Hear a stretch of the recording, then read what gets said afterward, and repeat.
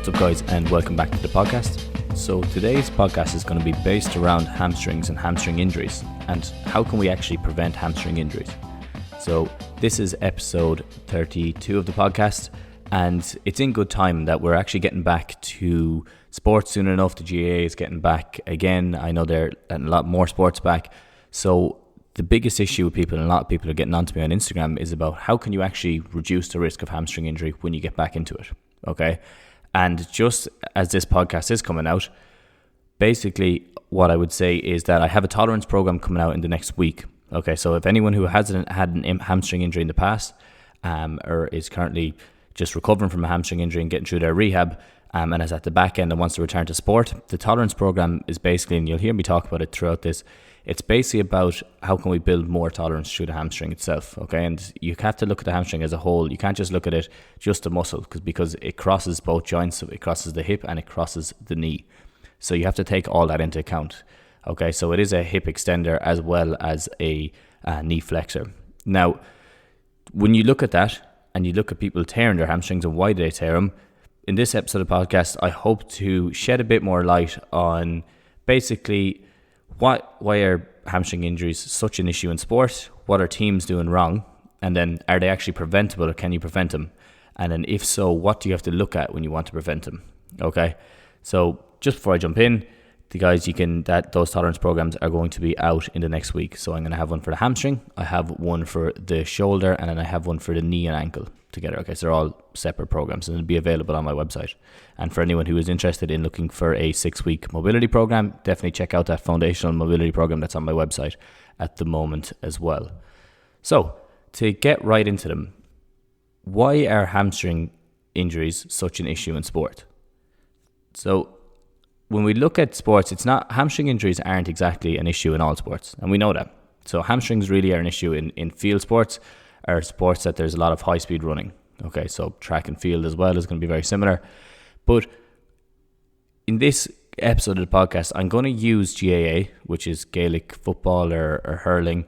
I know handball fits in there as well, but we'll say, and camogie as well, obviously. We're going to use those sports as our kind of a baseline of what I'm going to compare to, because I know a lot of the audience here are going to be playing that sport and they're going to be getting back into it soon enough. So when we look at it, the reason that there's such an issue is because of a lot of the time high-speed running. Okay, so when you're running at top speed, your hamstring is under severe strain in terms of concentrically when they're actually flexing your knee and extending the hip and driving off, but then eccentrically as well, as they slow your leg down as it extends, okay? Because it's not just the hamstring doesn't work by itself, or the quad doesn't work by itself. The quad doesn't work in the extension when you're trying to straighten your knee by itself, because when you're running, the hamstring is actually eccentrically controlling that. It doesn't just snap out, it's controlled, and then it changes and it starts working concentrically to bring you back into, or to extend that hip and push off the ground again. Now, because of that eccentric movement, high-speed eccentric movement, and eccentric is when the muscle is lengthening. Because of that, it's going to put the hamstring under a lot of strain. Okay, so a lot of the time, people won't tear their hamstring when they're pushing off. It's a lot of the time when they're slowing down. So, and it's that eccentric movement that they tear it on. Okay, and then we have to look at the acceleration and deceleration as well. So if you're accelerating and you're pushing off and you're driving off through one leg, the hamstring is doing a lot of that. There's a lot of work going on there in terms of in a way isometrically controlling the hip and knee, so the knee isn't under pressure and the hip isn't under too much pressure, but then concentrically it's driving backwards, it's shortening, and it's taking all the weight of your body, okay? And then when you're decelerating, you're putting a lot of force into the ground, driving up through. The only way you can control that force coming through your body is if your hamstrings are eccentrically controlling your body initially and then concentrically controlling it as well. The quads will eccentrically control you there as well. As you're decelerating. So they're going to be really important really important parts to work on. And the reason I just touch on those is because of the fact that when you're looking at preventing injuries, you have to look at the situations in what the injury get injured in, or in the situations in where the injuries actually happen.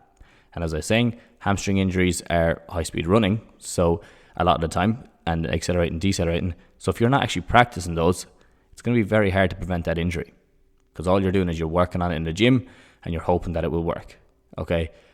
Now, the gym is excellent and it's one of the best ways to build strength, and obviously endurance and tolerance and all that for sports. But you have to remember that the movements that you do in the gym aren't going to directly correlate to the ones that you do in sport. Now, they're going to make the muscles stronger in different movements, but if you're not practicing the movements themselves, like the ones you do out in the field, like actually accelerating or decelerating,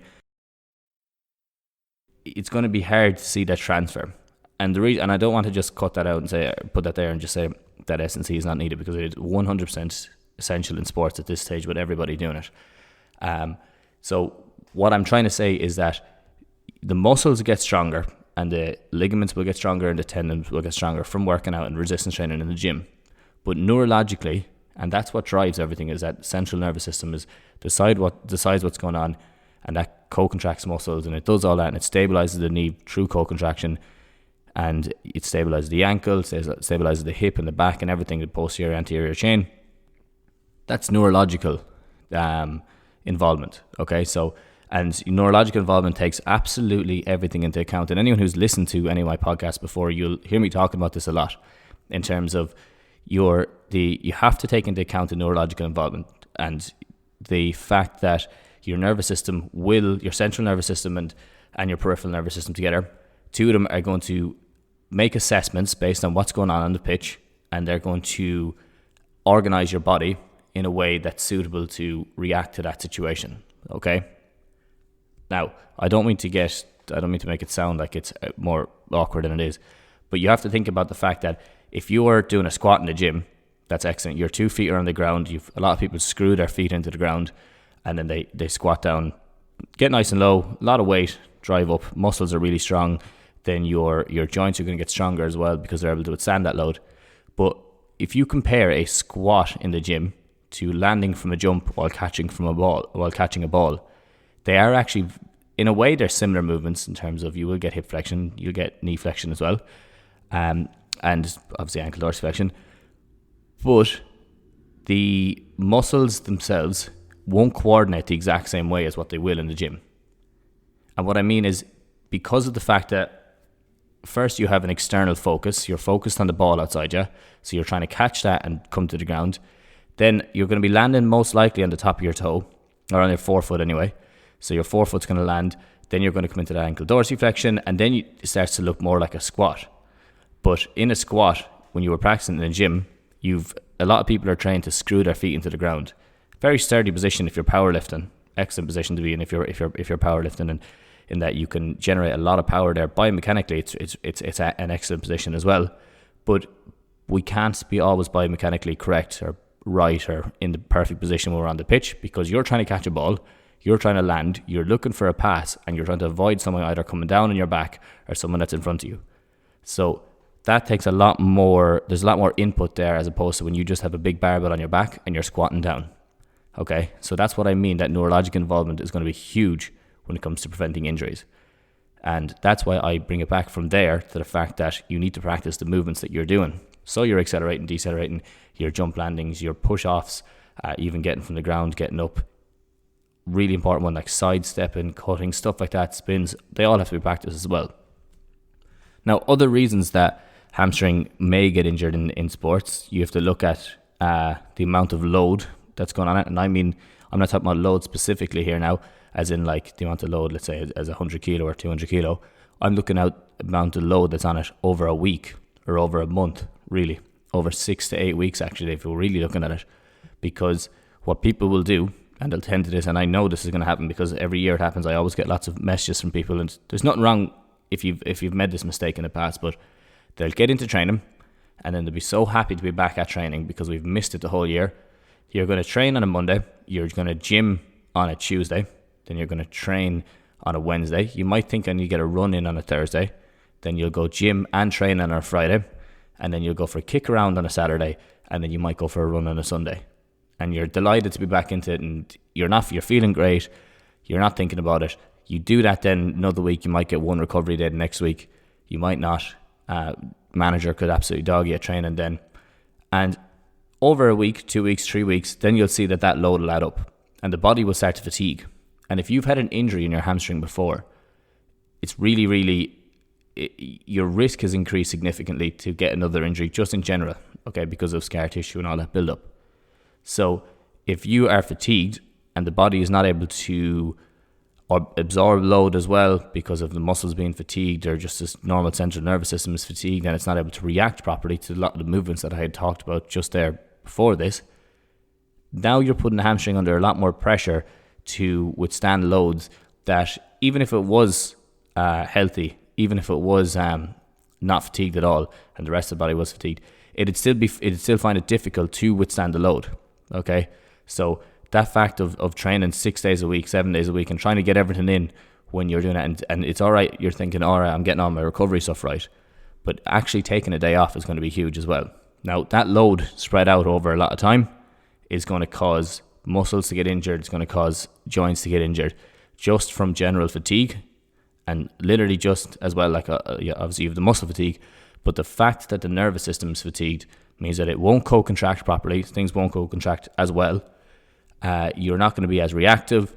It could be either too reactive in terms of too protective of a certain movement, like overprotective of a movement, not letting you in there and then increase your risk of injury, or not protective enough, and then because of that you are at more risk of injury. So looking at the knee really quickly, they know there's a higher risk of injury at the end of a game for an ACL, and it's because the mechanoreceptors, the receptors in your knee that actually judge how much stretch is on the ligaments, they're affected. So they make the ligaments a lot more lax. Basically, the ligaments become a lot more lax and stretchy because the mechanoreceptors are fatigued and not working as well.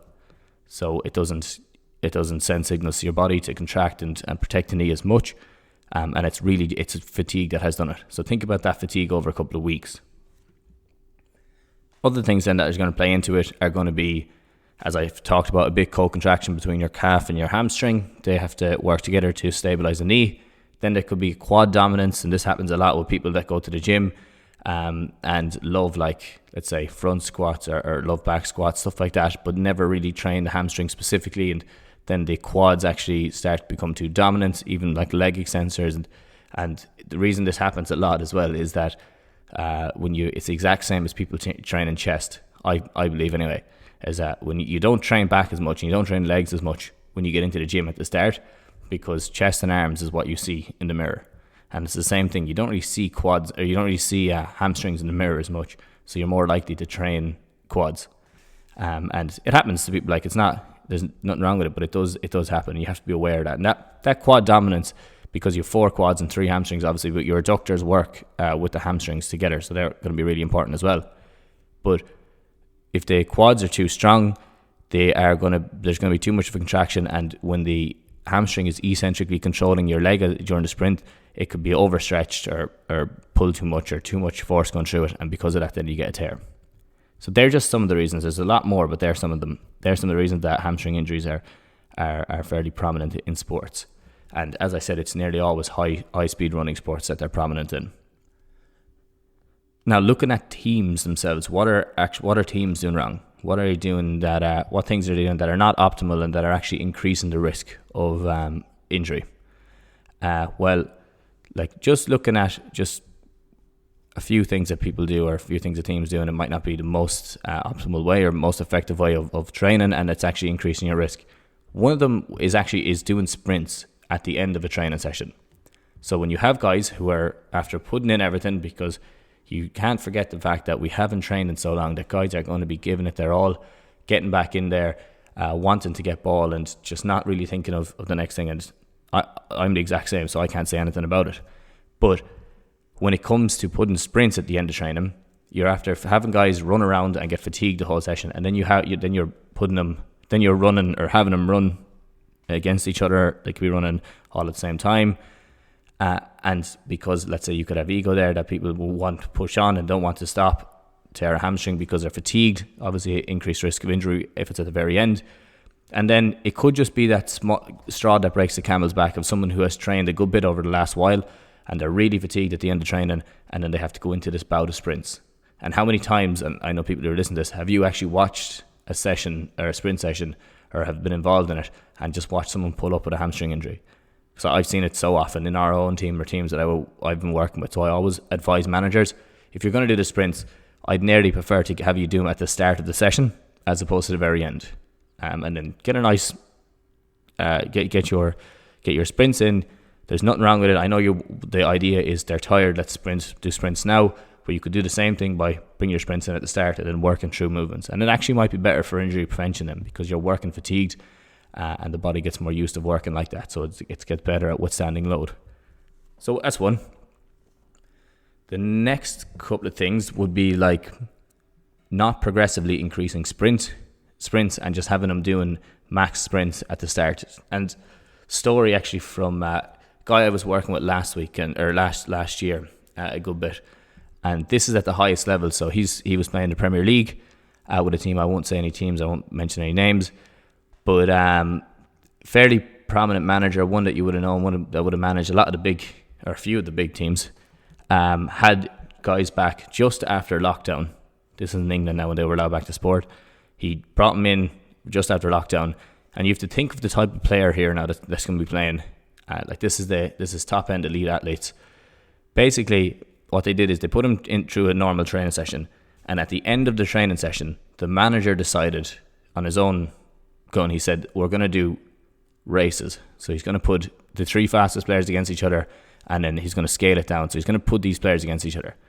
Now, when you think of the fact that if for a person to get to the Premier League in the first place, they're going to be extremely competitive with everything that they do, and they're going to be locked in, and they're going to, competitive is probably the word for it. So putting a team of 20, 25 guys who are at the top of their game, elite athletes, and then to actually put them running against each other, because there's no way any of them are going to give in at the end of a training session, of your first training session back. And I won't name the team or anything. It's a bit crazy, and it went against what the sports scientists were advising. The sports scientists were saying probably a bit too much done now. The guys before that had been running, they had been doing a few different things. I know they were doing time trials of 1k 2 minutes off, 1k 2 minutes off, stuff like that on their own, because they weren't allowed to train on the pitch. And in the very first session back, obviously it was mid-season because the season got broken down last year. Very first training back after it, and there was 3 guys that pulled their hamstring as a result of that, because they put them running, racing each other at the end of a training session. So it'd be similar to doing it with an inter-county team. You're not going to have guys that are going to be pulling out as much. There's going to be guys going hell for leather because they want to, because they're competitive. So I thought it was crazy. The guy I was working with now at the moment had a few other issues. That wasn't his main issue, so it was grand. But to think that they're doing that at the most elite level of sport is still baffles me in a way. But I suppose live and learn. I can imagine that he won't do that again. And this manager has managed some of the biggest teams in the world, so I don't know how he got away with doing it anyway, or how he didn't think twice about it. But anyway, so progressively increasing your sprint is going to be really important. So you start them, let's say when you're going into the season, you start them at whatever level. It might be something simple like 100 meter sprints or whatever it is. It might be something 50 meter sprints, but making sure that you're not just starting them at the highest load and you're starting them lower and increasing over time. It's obviously the way you get fit for anything, but really, really important when their load is high over the couple of weeks. And then the other thing is too much high speed running. This is still what our team's doing wrong. Too much high speed running with not enough recovery in weeks. So if you go back a couple of podcasts, I did a podcast with Larkin Daly. He's a researcher from Athlone. He's a PhD researcher. And basically, we talked about load management in GAA and recovery. And we were looking at different things and we were chatting about it. And basically, they came to the conclusion of his research that high-speed running is the most fatiguing aspect of GAA. Okay, that's the one that leaves the most markers of fatigue, markers of inflammation, markers of muscle damage is high-speed running. So even if you're covering 12 kilometers in a game and another person is covering 6 kilometers, but let's say 10%, let's say in that 12 kilometers, they might have only run 800 meters high-speed running, while in the 6 kilometers, they may have run 1,500 meters of high-speed running. The person who ran the 1,500 meters, even though the other person, even though the guy who ran 12k doubled his distance overall, it's the high-speed running that makes a difference. So the guy that ran 1,500 meters of high-speed running took a lot longer to recover. Okay, And that's what you need to think about is if you're high speed, if you're playing a match, there's a massive amount of distance covered in that. There's a lot of high speed running in that game. It's going to take 2-3 days to recover. If you're getting out on training, if you're playing on a Sunday and you're getting out on a Tuesday, when you haven't completely recovered, but you're almost there, and then you sprint on a Tuesday and then you sprint on a Thursday, then again, there's going to be, that's a lot of load. And you might get away with it for a couple of weeks, but long term you probably won't get away with it. So too much high speed running and not enough recovery during the weeks is going to be really important.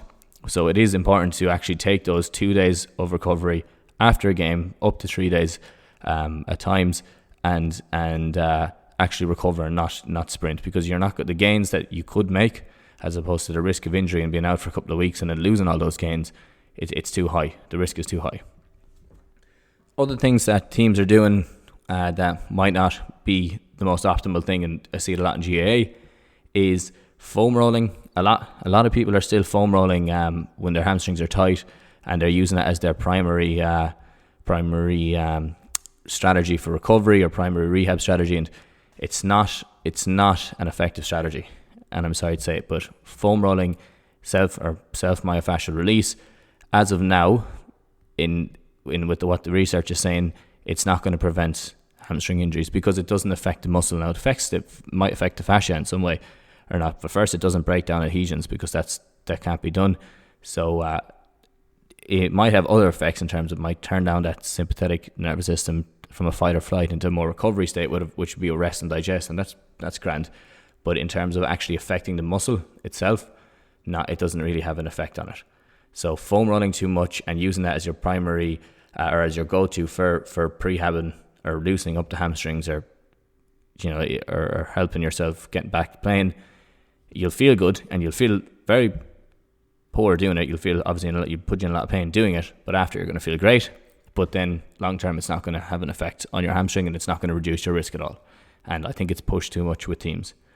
So that's the other one. And then the last one is static stretching. So actually stretching for flexibility specifically is also can actually increase your risk of injury as well. So just holding a stretch, like flexibility has no correlation at the moment, or not a big one anyway, with a reduced injury risk, because really you're looking at strength through length. You're not just looking at passive ability, and that's what flexibility is. It's how high you can lift like your leg if you were, passively. So if someone else was pulling at your leg, it's not how high you can lift it yourself. Okay, so it's passively, not muscles aren't being used. So static stretching as well is probably one that people are using too much, and they need to work a small bit more on, as I was saying, that strengthening stuff and co-contraction stuff. So are hamstring injuries preventable themselves? Well, I would say, in my opinion, they are. The majority of them are. Not all of them, definitely. Like at times, there's definitely ones that you won't be able to prevent.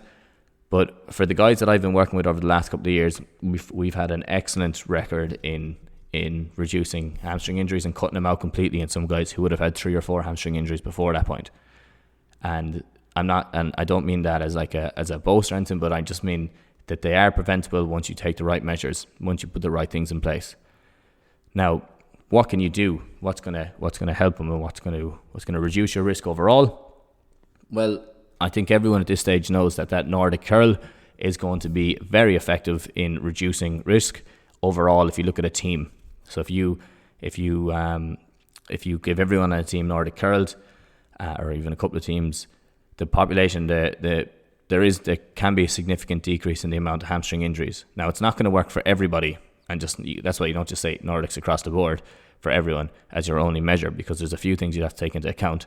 But they have been shown, because a Nordic curl works on eccentric strength.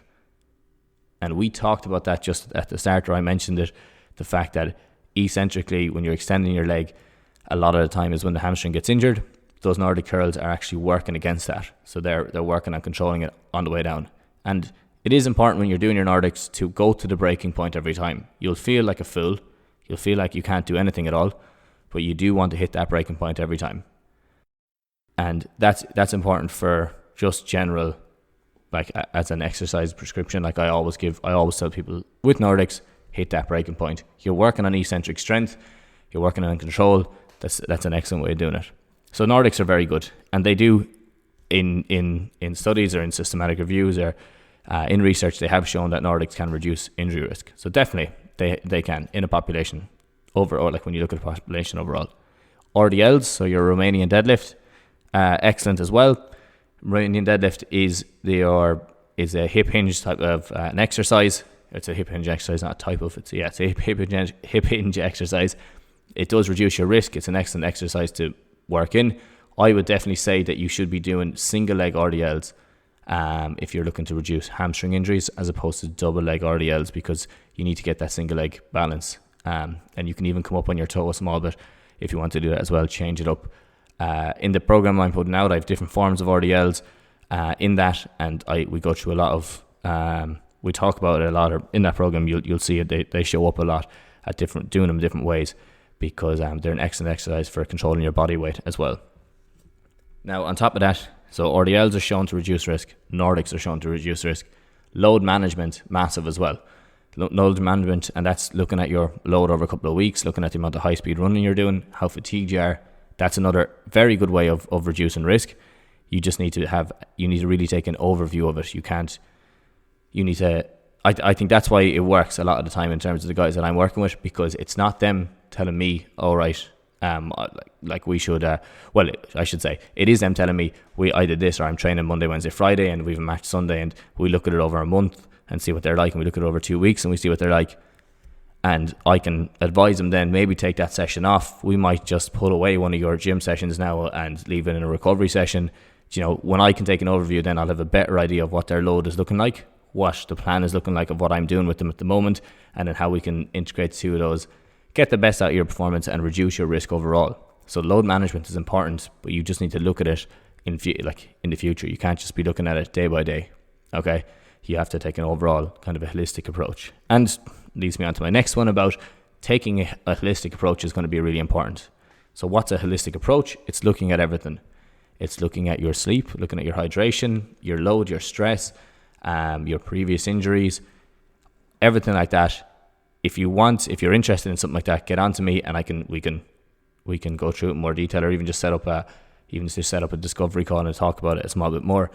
But there's a lot more involved with the body when it comes to healing and when it comes to performing your best. You want to take that holistic approach, because even if you're just picking out one of those, if you're sleeping poorly, like if you're sleeping under 7 hours a night, you're at higher risk of injury in general, just across the board. If you're sleeping under 6 hours, you're even higher risk again. So taking that into account and looking at that, and why is my sleep like that? And then, because we do measure sleep with the guys I'm working with, what's your sleep like, and then what are your fatigue levels like? How do you feel at training? Do you feel like maybe you should take a step back? Should we use this week as a rest week? Because people a lot of the time, especially the older guys, like not the older guys now, but when you're 18, 19, 20, you'll get away with this stuff all the time. You might or pull a muscle every once in a while, but you usually get away with it. The guys I'm talking about are the guys 25 to 40 who are still playing and are trying to keep up with the younger lads and training and all. And they know the season is short, so they just squeeze everything in, and then they just they're pissed off then because this season again they only got to play maybe 3 games because they were held out with different injuries, and it's because they didn't look at their load properly. They didn't look at what they were doing, how much they were training. You won't recover as quick obviously when you get older, and it's really important to take that into account. Lastly then, just as a kind of an overall view of how you prevent them, really, really, really important to build strength and build tolerance through the hamstring. Okay, and I mean tolerance is in you have to be able to withstand the load that you're putting on it and the chaos that you're going to be putting it through. If you get an idea of that, or what you have to do, look at the movements and look at what you have to simulate. And then when you're in the gym, mobility wise, look at what you have to do. Let's say working on the hips, the knees, the ankles, and lower back, and even up along the chain. So look at your anterior, posterior chain. How can you free those up? Even looking at your hip flexors, quads, all that stuff. All that's going to be important, because you need to get the body moving right. You don't want to be restricted in one position, and then because of that, over time, the hamstring starts taking the brunt of it, and then it gets a tear. So building strength and tolerance is huge, but working on that mobility as well, and really hitting the hips, hitting the ankles, making sure that you actually feel good when you're moving. And then, I could go on with this podcast for another hour, even talking about, let's say, looking at your rib cage. Is your rib cage elevated? If your rib cage is elevated, it's going to put your pelvis into it's going to put it into an anterior tilt, and then that's going to put more of a stretch in your hamstrings. Okay, so that's just another way of looking at it. Really important to take everything into account, and making sure that you are leaving yourself set up rightly, so that you are confident that you have enough strength in your hamstrings, and that they're able to withstand enough, or they're able to tolerate enough, that you'll be able to get through your season, and then being smart about it then, so that you're actually taking the odd session off. You're reducing your load over a week. You might be taking a gym session off. You might even take a recovery week. That's always going to be really important as well. But yeah, guys, that's everything I wanted to talk about today. So I'm really, really excited to release these tolerance programs, because I imagine they're going to have a massive effect on people, because I have been trialing them out with other people in the past, and that's how I've kind of come up with them and built them. So it's a nice mix of stuff in them. I go through a lot of, let's say, mobility stuff. I go through strength. I even go through a few breathing things, because it all counts and you have to be taken into account. Then we also go through a running session, like what you would do on the pitch, and it's actually be useful if you have injured your hamstring before to go through this progression to get back on the pitch. But really, guys, I'll be putting it out through Instagram and LinkedIn. They'll be available on my website soon enough. And yeah, definitely check those out. So just keep an eye out on Instagram, and they'll be out very, very, very, very soon. I want to get it out before people get back to GA, because it's going to be an important time to really work on it. Other than that, if you have any questions, if you have had a hamstring injury in the past, you're a bit worried about getting back into the season, send me a message and I'll help you out as best I can. If you have any other injuries or issues as well, I would definitely say just send me a message on Instagram, send me an email at mobilitytutor@gmail.com, whatever's easiest for yourself, and I'll definitely help you out in whatever way I can because the last thing you want to see is guys come back playing after waiting the whole winter, been locked down, and then just getting injured straight away and not being able to play. And I know the feeling, because it happened to loads of guys in my own team. It's happened to myself at times, that you're sitting out. So it's best prepare yourself now before you get into season, and set yourself up so you can have a great season again, because you really, really, really, really understand how much you love it when you're away from it so much, and when you're stepping back. And I'm away this year as well, which is worse. So I would love to be back playing, but I just think I have to probably head away for a small while. But that's beside the point. So I know I'm going to miss it this year, and the last thing you want to be doing is missing it for something that is preventable, which is like a small injury, because a hamstring injury really isn't that big of an issue. It keeps you out for a while, but in terms of rehabbing it and getting back and actually playing your best, and even prehabbing it and preventing them, it's not that big of an issue. It can definitely be done. But yeah, guys, that's everything from me today. I hope that this episode provided you some value. I hope it was okay in terms of covered everything you needed. As I said, when those tolerance programs are out, jump on them straight away. If you're listening to this on iTunes, I'd love if you could leave a comment and a rating. It really helps to drive it up the charts, and it goes a long way in terms of promoting the podcast. And the same thing if you subscribe to it on Spotify or iTunes or YouTube or Deezer or whatever you're listening to it on. It makes a big difference as well. On top of that, if you have any questions, definitely send them to me on Instagram. I can't emphasize that enough. I'm doing a lot more. I'm really, really pushing this time of the year. Anyone that's writing to me, trying to give them the best value that I can. I'm setting up a lot of discovery calls in terms of just chatting through injuries of people and stuff like that. So if you fall under that boat, if you have a lot of injuries going on, or if you have a lot of issues and you don't really know what to do, get in contact with me and I'll help you out as best I can. Other than that, I have that foundational mobility program on my website at the moment, and that is basically hits the hips, back and shoulders, and it works through different range of motion, strength and breathing exercises to get you moving properly again, get you moving pain-free, and you feel so much better, and the feedback I'm getting from it is excellent. So you would genuinely feel so much better if you just take the time and you're consistent for 6 weeks with that program. But yeah, guys, that's everything from me. Thanks a million again for listening, and I will chat to you all again soon. Have a good one.